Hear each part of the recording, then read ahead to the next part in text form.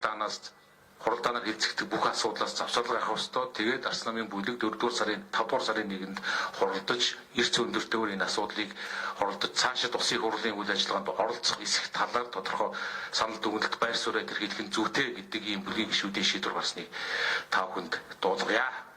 Ингээд Тэмүүжин гишүүн та бүхэнд бас мэдээлэл хийгээд асуултаа байвал хариулъя.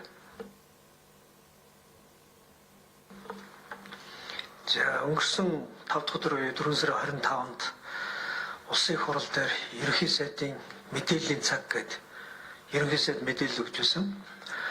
Яг тэр мэдээлэл өгж байгаа үйл ёстой холбоотойгоор улсын хуралд гарсан намын бүлгийн бас дүгнэлт уншигдж байсан. Та бүхэн сонссон, анзаарсан бол тэр дүгнэлтийн төгсгөлд нэг үг хэлсэн.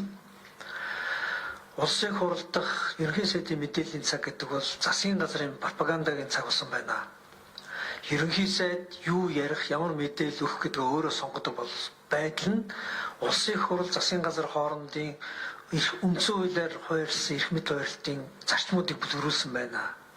Парламент бол төрийн эрх хэрэгтэйд байгууллага, засгийн газарт хариуцлага тооцох ийм эрх мэдэлтэй байгууллага.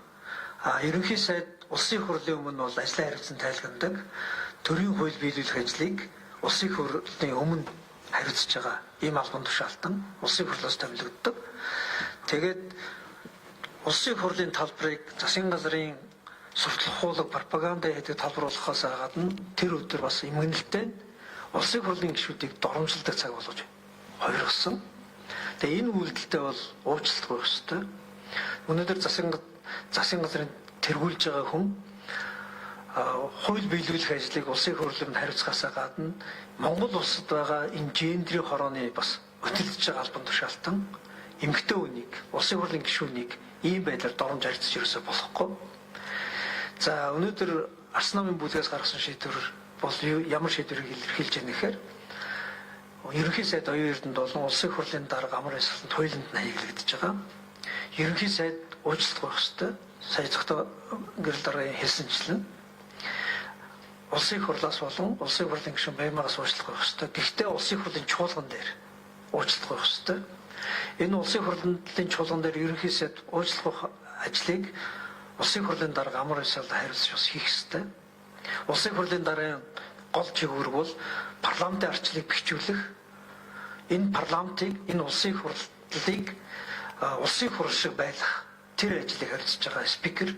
Тийм учраас тухайн үед нь улсын хурлын гишүүнтэй зохимжгүй харьцаж байгаа ерөнхий сайдын үгийг зогсоож чадаагүй бол одоо ерөнхий сайдыг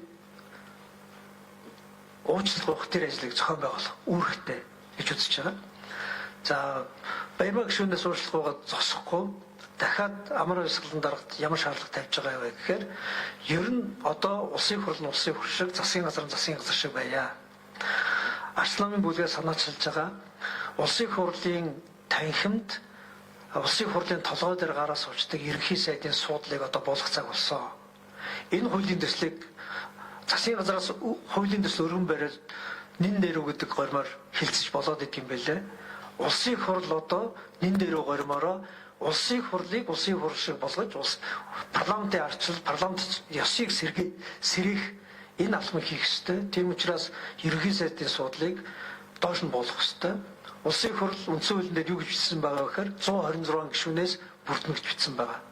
Тийм учраас улсын хурлын чуулганы дахин 126 гишүүний суудлыг хойрох хийх ёстой. Тэнд ерөнхий сайдын санал суудлын хойр гэж ерөөсөө огт байхгүй. Энэ ажлаа хийж байгаа.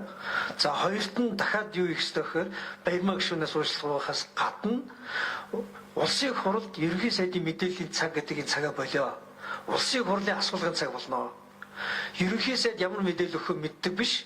Улсын хурлын гишүүд ямар асуулт асуухаа мэддэг. Ерөнхий сайд түүнд нь бичлэн ирж одоо тайлбар мэдээлэл өгдөг. Тэр шин дэг рүүгээ шин зарчмааргаа явъя. Энэ асуудлыг бас шийдэх ёстой. Ингэж шийдээгүй учраас л бас саяны одоо энэ зохисгүй бүтүүлэг харьцаа гарч байгаа. За гуравт нь дахиад ерөнхий сайд Баярмаг гишүүнээс уучлалт гуйх биш. Улсын хурал дээр дахиад ямар асуудал шийдэх ёстой вэ гэхэд ерөнхий сайд нь хүртэл худлаа ярьдаг, бусдыг доромжилдгийнхаа төлөө хариуцлага хүлээдэг тэр тогтолцоотой болох ёстой. улсын хурал дээр, чуулган дээр мэдээлэл өгж байгаа, үг хэлж байгаа төрийн албаа хаагчид ходол ярьж байгаа бол нийтийн албанасаа зайлуулагддаг, хариуцлага хүлээдэг энэ тогтолцоороо шилжиж байгаа гэж. Энэ гурвыг шийдэж парламент шиг болно, засгийн газар шиг болно, улсын хурлын гишүүн ард түмний төлөөлөгчийн хувьд ажиллаа хэн нэгний айлгын сүрдүүлэлт доромжлын дор хийхгүйгээр чөлөөтэй хийдэг болно. Парламент мэтгэлцээний талбар болж улс оронд эрүүл хөгжлийн төлөө яриаг ярьдаг болно. Ингэж үзсэн. За, мэдээлэлтэй холбоотой асуулт байна уу? За ингээ өнөөдрийн хэвлэлийн оролт хүргэж ирсэн та бүхэнд баярлалаа.